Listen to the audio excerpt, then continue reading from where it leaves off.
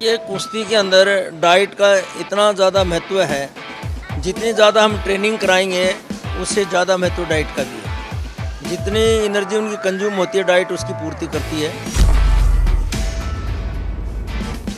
चरित्र का और अनुशासन का इतना मजबूत होना चाहिए कि अगर वो इन दोनों चीज़ों में से कहीं भी भटक जाएगा, चाहे वो कितना बड़ा खिलाड़ी हो, वो अपना रास्ता छोड़ देगा और वो आगे कुछ विकास कर नहीं पाएगा।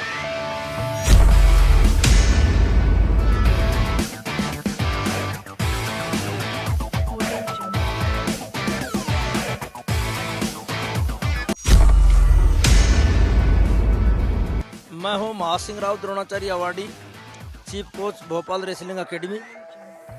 देखते रहिए स्पोर्ट्स फर्स्ट।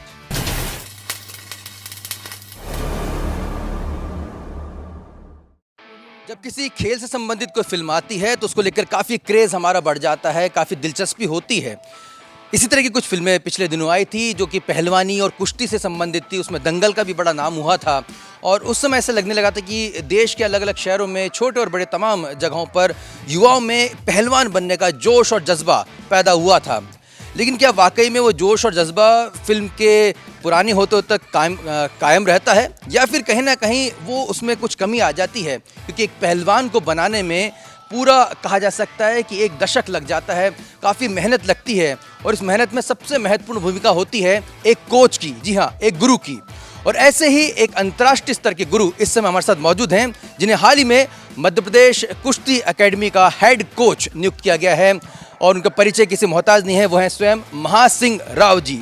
2006 में द्रोणाचार्य पर पुरस्कार से अवार्डित हो चुके हैं, उनको पुरस्कृत किया जा चुका है और ढेरों उनके कहा जा सकता है कि 150 से 200 से ज़्यादा पहलवान भारतवर्ष के उनके पैर छूते हैं, उनसे वो आशीर्वाद ले चुके हैं, उनके वो शागिर्द हैं, शिष्य हैं। आज हमारा सौभाग्य है कि उस समय हमारे साथ मौजूद हैं और आज हम उनसे कुश्ती की बारीकियों के साथ साथ उन चुनौतियों को भी समझने की कोशिश करेंगे जो एक पहलवान को बनाने के पीछे एक बड़ी वजह होती है। आपका बहुत बहुत स्वागत है सर। धन्यवाद आशुतोष जी, आपके चैनल में मुझे आपसे रूबरू होने का मौका मिला। आपने बहुत अच्छा क्वेश्चन किया कि एक पहलवान को बनाने में खाली एक कोच के साथ साथ बहुत बड़ी चीज़ें होती हैं कि उसके परिवार का सबसे बड़ा सहयोग होता है। जैसे उसके माता पिता उसकी डाइट की पूर्ति करते हैं, उसके साथ सपोर्टिंग स्टाफ में जो उसके साथ रहते हैं, या मान लो यहाँ तो बहुत अच्छी एकेडमी है। मेरे दिमाग में ये कौंध रहा था कि जब हम बात करते हैं, क्योंकि अब राजस्थान से अब ताल्लुक़ रखते हैं, हरियाणा और राजस्थान, पंजाब और दिल्ली, ये जो कुछ एरिया हैं, पश्चिम उत्तर प्रदेश में, उसमें शामिल कर लेते हैं। यहाँ पर जो आपने बताया कि कहने के डाइट को लेकर शुरुआत से पारिवारिक संस्कारों में सब रचा बसा रहता है। मध्य प्रदेश में अब तक आपने जिन खिलाड़ियों से आप रूबरू हुए हैं, किस तरह की चुनौती आप देख रहे हैं कि उन्हें किस तरह से आपको शुरुआत से कल्टिवेट करना होगा और किस तरह के चैलेंजेस अभी आपके सामने? देखिए, 2 चीज़ें हैं कि जैसे मान लो हम एक बहुत बड़े अखाड़े में लंबे टाइम तक मैं चीफ कोच रहा, 40 साल से इस रेसलिंग में हूँ। इसके साथ साथ मैं इंडिया की डेफ नेशनल रेसलिंग टीम का चीफ कोच 2005 से कंटिन्यूस अब तक हूँ। इसके अलावा जूनियर का भी नेशनल का चीफ कोच रहा हूँ। सीनियर में भी मैं गया हूँ, वर्ल्ड चैम्पियनशिप में भी गया हूँ। इसके अलावा 2 सीनियर एशिया चैम्पियनशिप में भी हिंदुस्तान की टीम का जो कोच मैंने रिप्रेजेंट किया है। बहुत जगह में जाने का भरपूर मौका मिला। इसके साथ साथ इंटरनेशनल ट्रेनिंग भी, कोचिंग कोर्स हमने किया, 3-4 महीने हंगरी में भी रहे। सब जगह देख करके आजकल के ज़माने में यहाँ के बच्चों के अंदर जो डाइट के साथ साथ जागरूकता इनके माता पिता में लेके आनी पड़ी कि इनके माता पिता यहाँ तक सीमित हैं कि हमारा बच्चा एकेडमी में भर्ती हो जाए, उसके बाद में वो मुड़ करके नहीं देखते कि हमारा बच्चा क्या कर रहा है। मैं तो ये कहता हूँ कि ये हमारा भी नैतिक उत्तरदायित्व है कि हम बच्चे की वीकली परफॉर्मेंस चेक करें कि ये रेस्ट कर रहा है, खाना खा रहा है, गैर टाइम में ये कोई मोबाइल का इस्तेमाल तो नहीं कर रहा है। मैं तो मेरे एकेडमी में इनको खाकी बाटन्स को जैसे प्रॉपर वे में पूरे बच्चे आ जाएंगे। मैं तो रेसलिंग में ये करना चाहता हूँ कि हमारे बच्चे 9 से 10 बजे तक मोबाइल अपने घर पर बात करनी और है तो ठीक है, ओके। उसके बाद में इन सब की मोबाइल जमा कर दो। लगातार डाइट का जिक्र किया महासिंह जी, तो चलिए आपको हम डाइट की वो तस्वीरें भी दिखा देते हैं और डाइट टेबल पर पहुंचते हैं, यानी कि मैस में पहुंचते हैं, वहाँ दिखाते हैं किस तरह से महासिंह जी अपना ब्रेकफास्ट और लंच करते हैं और क्या कुछ वहाँ पर बारीकियाँ बताते हैं कि किस तरह से एक उभरते हुए पहलवान को या जो भी पहलवानी को अपना करियर बनाना चाहते हैं उसकी डाइट कैसे और किस तरह से होनी चाहिए। एक कुश्ती पहलवान के लिए उसकी डाइट यानी कि खान पान का बहुत महत्व होता है और जब हमारे साथ अंतर्राष्ट्रीय कोच और द्रोणाचार्य कोच महासिंह राव जी हो तो ये प्रश्न हम जरूर उनसे पूछेंगे।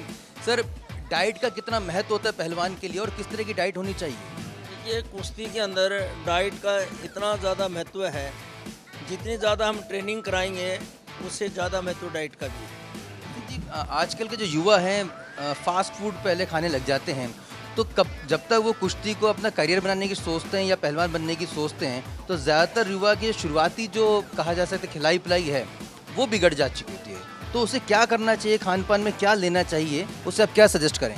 देखिए, मैं ये सजेस्ट करूँगा कि जो आजकल के नौजवान युवा हैं उनको फास्ट फूड से बहुत ज़्यादा दूरी बना के रखनी चाहिए और वो इतनी दूरी बना कर रखनी चाहिए कि कम से कम जो फास्ट फूड लेते हैं उसकी जगह वो फ्रूट्स लें, जूस लें, दूध लें, या जैसे हम रेसलिंग में बादाम लेते हैं, विभिन्न प्रकार के जैसे ड्राई फ्रूट्स लें, उनके ऊपर ज़्यादा महत्व दिया जाना चाहिए, नहीं कि फास्ट फूड के ऊपर।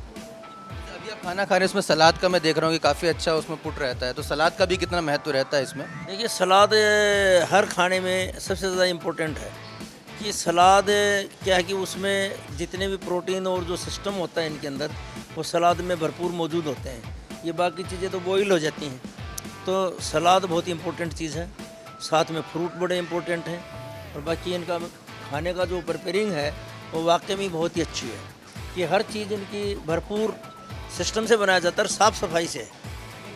खाने से संबंधित पूछना चाहूँगा आपसे महासिंह जी, आजकल प्रोटीन डाइट्स कहा जा सकता है पाउडर जो आ रहे हैं, डिब्बे आ रहे हैं, तो ज़्यादातर जो युवा हैं वो पाउडर के चम्मच डाल लेते हैं, खा लेते हैं, उसमें कहीं ना कहीं अपनी डाइट को कंपनसेट करने की कोशिश करते हैं।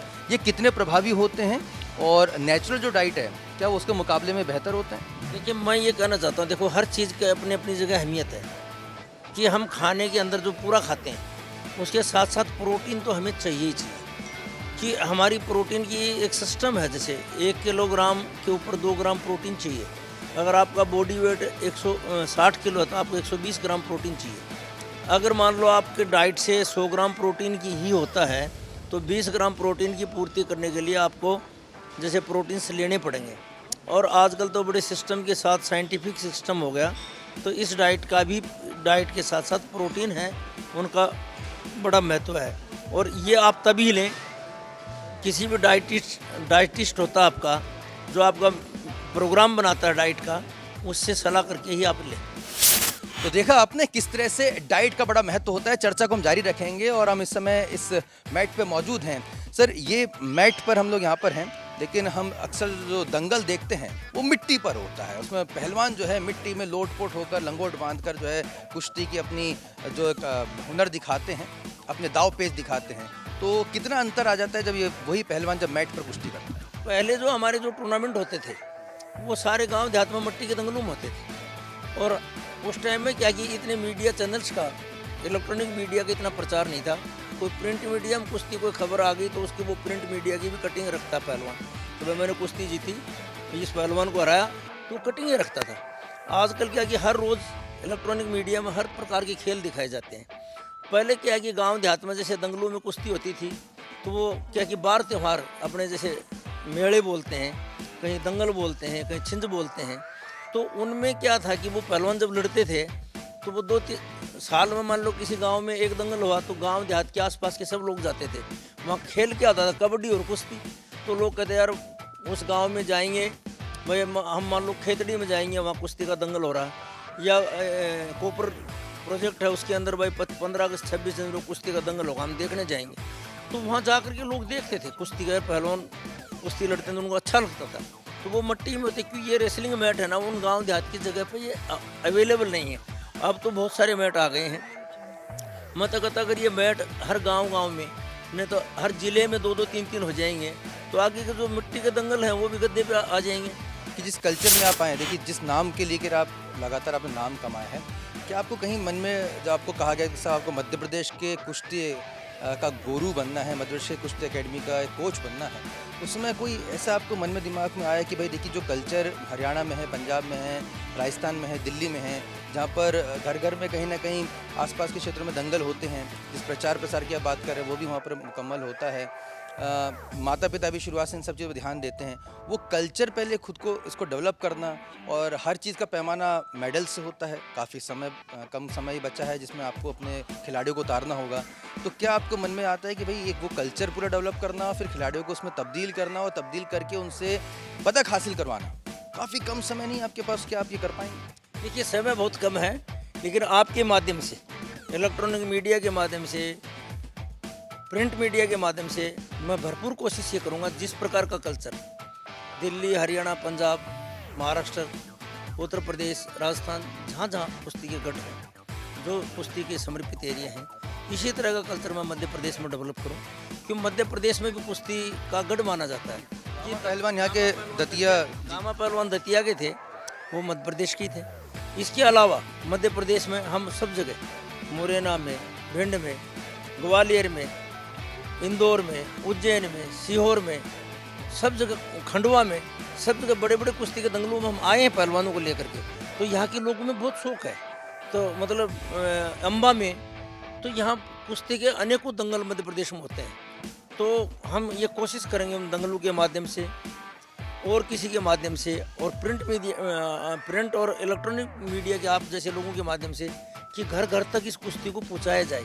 ताकि तो बिल्कुल आपके साथ में है, लेकिन अगर आप हमारे साथ मौजूद हैं हम इसके बात का लाभ उठाएंगे कि हर एक जो कोच होता है उसके पास एक गुरु होता है, एक दाव पेच होता है, एक ऐसा पेज जिसकी वजह से वो सामने वाले अपने प्रतिद्वंदी को चित कर देता है। निश्चित तौर पर आप अपने शिष्यों को सिखाएंगे। मेरी तो हैसियत नहीं है कि मैं आपके सामने खड़ा रह पाऊँ। मैं एक शख्स को साथ में हमारे इंडिया फर्स्ट के हमारे साथी हैं, इधर ही सिकंदर जी, तो थोड़े ये हट्टे कट्टे हैं। मैं चाहूँगा कि हमारे दर्शकों को एक कोई ऐसा गुर जो है आप बताएं कि देखिए किस तरह से एक पहलवान को किस तरह से चुस्ती रखनी चाहिए और ताकत का कैसे प्रदर्शन करना चाहिए। अगर एक गुर आप बताना पाएँ तो एक रोमांच भी पैदा होगा और जो लोग कुश्ती को अपना करियर बनाना चाहते हैं उन्हें भी पता चलेगा कि कुश्ती कितनी बारीक चीज़ है। सिर्फ बॉडी बनाने से कुछ नहीं होता, इसमें काफ़ी उसका और भी काफ़ी तत्व हैं जिसको होना बेहद ज़रूरी है। अगर आप बताना चाहें।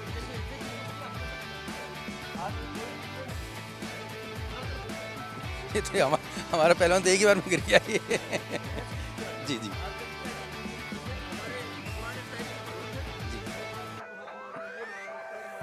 जी जी जी। ये आप अचानक गिर रहे हैं कि सही में वहाँ से फोर्स आ रहा है? सर के दाव पेच से मैं गिर रहा हूँ। आप गिर रहे हैं, जो कमाल है। मतलब ये देखिए तकनीक, ये 2 बार ये गिरे हैं। आपका फेवरेट दाव कौन सा? हमने सुल्तान फिल्म में देखा था कि सलमान खान ने जो उसका किरदार निभाया था वो ऐसे पीछे पलट के फेंक दिया करते थे। चीज़ें हैं अलग अलग, ये जैसे मैट पर इस तरह अवेलेबल है। सुल्तान में जैसे मूवमेंट किया और पीछे भागे, उससे मारी ऊपर गए। हाँ, तो इसमें क्या है कि हर चीज़ टेक्निक प्रॉपर वे में जब ड्रेस में होते हैं तो हम सारी चीज़ें बताते हैं, तो ऐसी कोई बात नहीं है। एक दाव सर, एक दाव और मैं बड़ा रोमांचित हूँ। मैं तो बड़ा इनको हट्टा कट्टा समझता था, 2 बार में आपने इनको चित कर दिया। हालांकि ये समय नहीं है लेकिन फिर भी ये जैसे ढाक मारता है जी, ये मारा सीधा और ये गिरा के ऐसे कैसे सीधा, ये ढाक मार के, ये ढाक दाव।